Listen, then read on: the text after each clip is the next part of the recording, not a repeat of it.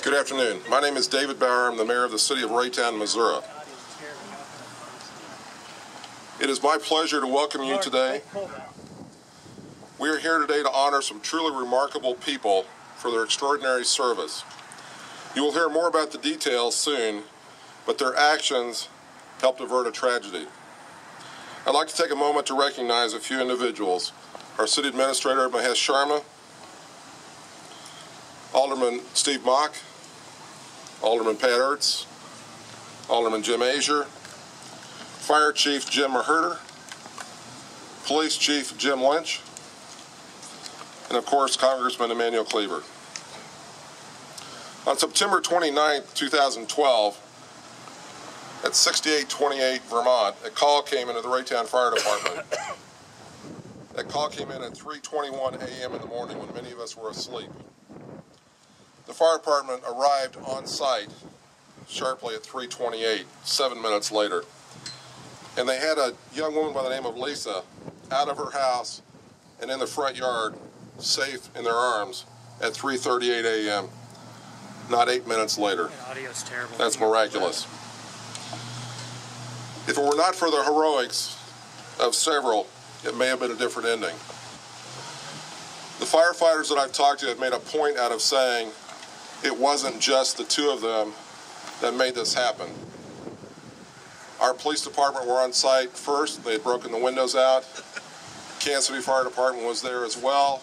Another one of our engines were there from one of our other stations. And these two people that we're going to recognize will be the first to say that it wasn't just them by themselves. It was a team effort.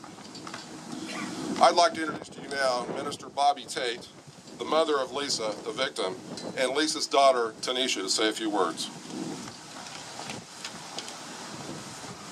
Thank you. Thank you, Mayor. I would just like to say, at this moment, I'm just very humble now, very humble, that God saw fit to save and spare my daughter's life. And I give all the honor and all the glory to Him. And next, I would like to give thanks to the firefighters who went into the fire. They went into the fire and brought my daughter out of the fire. I'm so thankful because they deserve honor also, and I'm very thankful. I also would like to thank Congressman Cleaver that they are still working the fire department.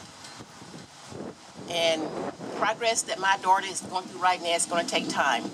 But she is progressing. She is, day by day, she's getting stronger. She is communicating. What she's doing now, she is writing. She writes everything down that she needs for us to look at, or if she needs anything, she writes it down.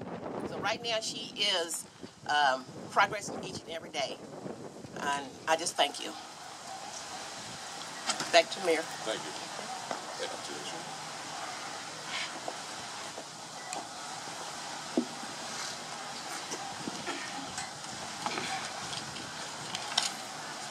Thank you, Ms. Tate and Tanisha. Now for a few words from our Fire Chief, Rick Mawhirter, please. Thank you, Mr. Mayor. Thank you. Thank you very much. On September 29th, 2012, we were dispatched to 6828 Vermont at 3:22 a.m. Raytown Engine 1 arrived at 3:27 with a three-person crew. Captain Darren Summers, Acting Apparatus Operator Keith Smith, and Firefighter David Andrews. Summers and Andrews entered the structure with Smith providing them water from the pump panel. The crew was able to bring the occupant out of the home at 3:33 a.m., 11 minutes from the time of dispatch until she was out of the house in the care of Raytown EMS.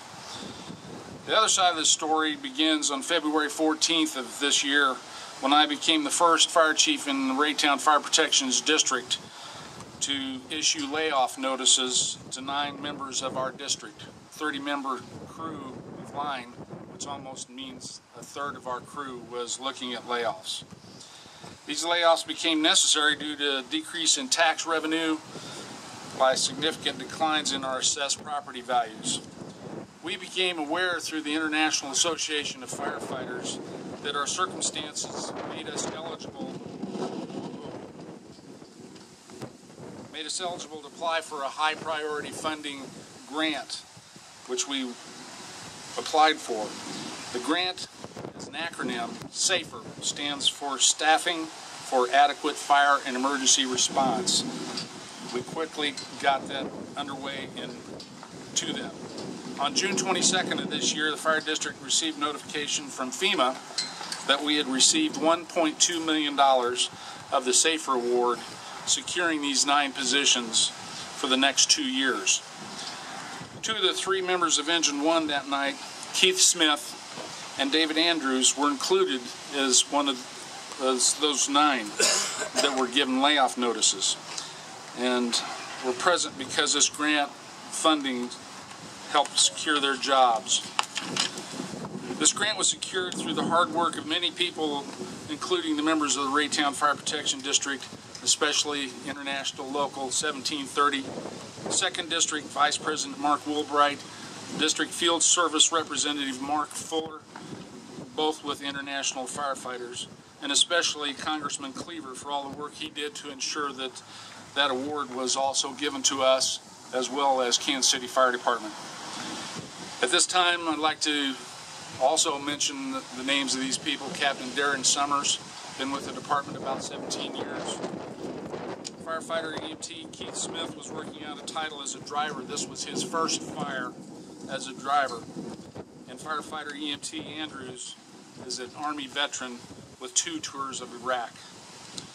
I'd like to thank everybody as part of the team, like the mayor suggested. Engine 2's crew was also there with us, the Raytown Police Department, Raytown EMS, Kansas City Fire Department, which they are also present now, probably the same crew that also ran that call, and more importantly, both the Raytown dispatchers and the Kansas City Fire Department dispatchers. They're the unsung heroes that hide behind the scenes and help us out, get us what we need. At this time, I'd like to turn it back over to Mayor Bauer. Thank you. As Rick pointed out to you, a very big part of what has happened, though, is that work that Emmanuel Cleaver has brought to us. I still sometimes, and probably often, or too often, still refer to him as my mayor. But if he'll forgive me for that, I'd like to introduce to you now someone who's been very good to the city of Raytown, this community, and helped us in a number of ways, Congressman Emmanuel Cleaver. Thanks, Mayor. It's always a good partnership to work with my mayor about here in Raytown, and because I live 8 blocks from the Raytown city limits, I've always kind of considered myself a citizen of 2 communities, and shopping in Raytown, because that's the nearest shopping, always created somewhat of a little problem for me, but I am very pleased to work with the mayor on any and all projects.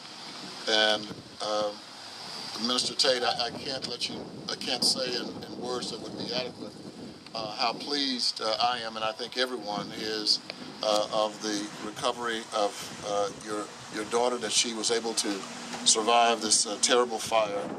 And I know that the road ahead is not completely paved with easy times, but I think that the recovery, as you have just mentioned, is in fact taking place. The chief has tried to go after all of the dollars that are available with the federal government that would help the fire department. And I think it's important for you to know the role of the federal government cannot be to do everything, but there are some things that the federal government should and ought to do. There is a role for the government, and one of those roles, I think, is what we just did.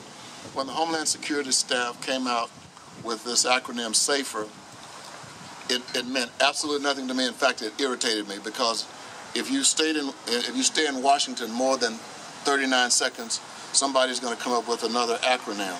I mean, that's all they do is acronym. I think they get trained in acronymology, and so I was irritated. SAFER grant, and And even when you break it down to staffing for adequate fire and emergency response, it still seems like a bundle of words. And the first time it made sense was when I found out what had happened. That was the first time that I thought safer is appropriate and staffing is appropriate. And to consider the fact that 9 firefighters from Raytown could be laid off, including the 2 who are saying that they didn't do anything, that they just happened to have been on duty that night. But the truth of the matter is they were on duty. They were on duty, and I think that's what is important. What the great tragedy would be if they had not been on duty. And so they need to be congratulated and praised, even if they don't want it. I've just been trying to talk to them back here, and they're blowing me off. But they are heroes, whether they want to be or not. And we need to make sure that we pay attention to and respect to the men and women who, as Minister Tate said, ran into the fire. Everybody's running away, firefighters are running in. They ought to be praised. And these 2 men are heroes, and we ought to acknowledge them as such. And so I was in a conversation a couple of days ago with someone. I spoke to a group, and they were asking me questions afterward, and they said, well, why would you continue to serve in Congress? And I said, you know, the day that I don't have hope that we're going to be able to solve problems is going to be my last day. And I couldn't quite explain to them what something like this can do. When you can look at 2 men who risked their lives, when you can look at a mom who has visited her daughter in the hospital and can report to the community after a terrible fire that she's doing better, that's one of the things that gives me joy. And that's one of the things that I hope we can continue to do, is to provide help where help is needed. And if we can help with the emergency response, that's what we ought to do. Human beings' lives are at stake. Whether it's the police department or the fire department, the people of this country need to demonstrate respect for them, and we need to try to provide all the assistance we can. So I'd like to call the officers up from the fire department and the chief. See what I mean? That don't want to come up. And the reason I want to do this is because I would like for the people of this community in the metropolitan area of Kansas City, Missouri, get a chance to just see the type of folk that we are calling firefighters, the type of folk who risk their lives, say nothing about it, run into homes, and in this case, save the life of a young woman. And for that, we are thankful, and I thank God for you and for the work and things you've done. Thank you so much. Mayor. Thank you, Manuel. And thanks to Mrs. Tate as well and Tanisha for coming today. I know that you spent a lot of time at the hospital.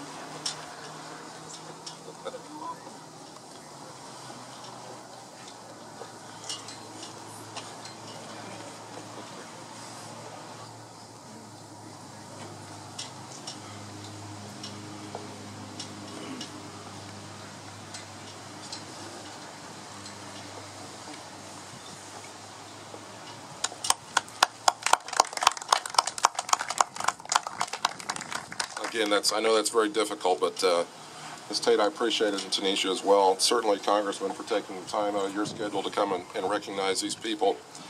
And I personally want to thank each and every one of our firefighters for the service every day to the city of Raytown. Firefighters and all of the first responders in our city are a very special breed. They do a very dangerous job, as you well know, and all of the honorees today have been tested in a way most people cannot possibly understand. They answered the call, as the Congressman said, and placed their lives in danger to save the life of another and property. Words cannot express alone the deep appreciation that I have for each of you. I want to also thank the board from the fire district as well. Bob Palmer is with us today. Mayor Ross is here as well. and Barb Slayfield, previous alderman of the city of Raytown. They were very instrumental, I believe, in helping with the grant as well. And of course, behind every good office is a good board. So I want to thank you all for coming out today.